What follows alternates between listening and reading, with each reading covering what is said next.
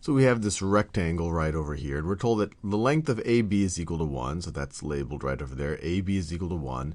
And then they tell us that BE and BD trisect angle ABC.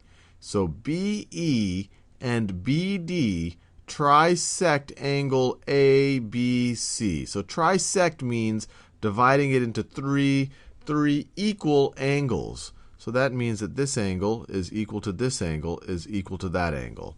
And what they want us to figure out is what is the perimeter of triangle BED, triangle BED. So it's kind of this middle triangle in the rectangle right over here.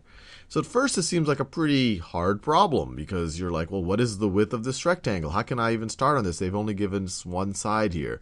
But they've actually given us a lot of information given that we do know that this is a rectangle. We have 4 sides and that we have 4 angles, and the sides are all parallel to each other and that the angles are all 90 degrees, which is more than enough information to know that this is definitely a rectangle. And so one thing we do know is that opposite sides of a rectangle are the same length. So if this side is 1, then this side right over there is also 1. The other thing we know is that this angle is trisected. Now we know what the measure of this angle is. It was a right angle. It was a 90-degree angle. So if it's divided into 3 equal parts, that tells us that this angle right over here is 30 degrees, this angle right over here is 30 degrees, and then this angle right over here is 30 degrees. And then we see that we're dealing with a couple of 30, 60, 90 triangles. This one is 30, 90. So this other side right over here needs to be 60 degrees. So that side right over there needs to be 60 degrees. This triangle right over here, you have 30, you have 90. So this one has to be 60 degrees. They have to add up to 180. 30, 60, 90 triangle, 30, 60, 90 triangle. And you can also figure out the measures of this triangle, although it's not going to be a right triangle. But knowing what we know about 30, 60, 90 triangles, if we just have one side of them, we can actually figure out the other sides.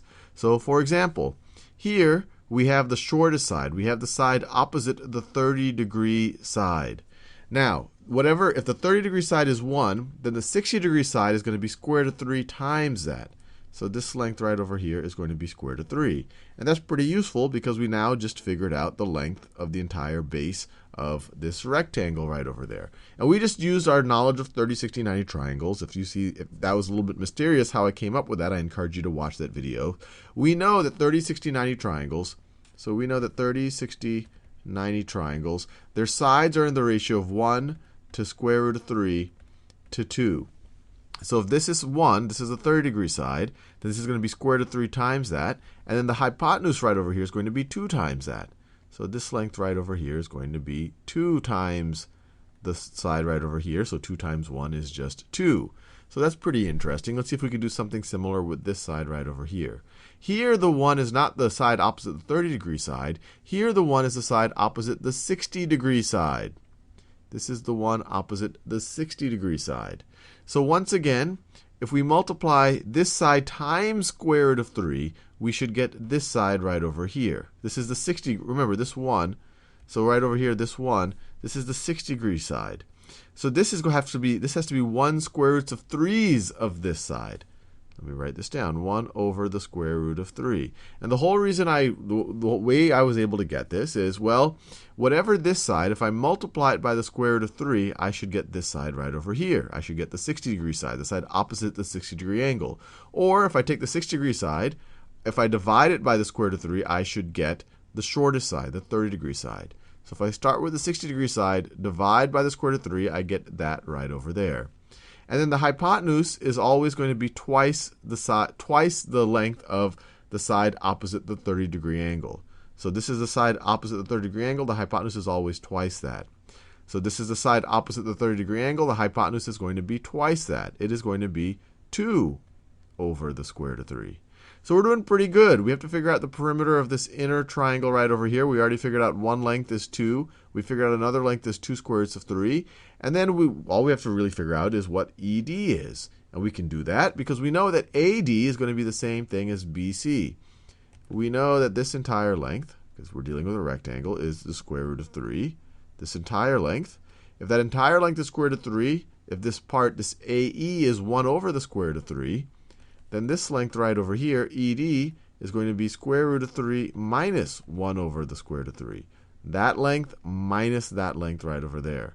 And now to find the perimeter is pretty straightforward. We just have to add these things up and simplify it. So it's going to be 2, so let me write this, perimeter of triangle BED is equal to, this is short for perimeter, I just didn't feel like writing the whole word, is equal to 2 over the square root of 3 plus square root of 3 minus 1 over the square root of 3, minus 1 over the square root of 3, plus 2.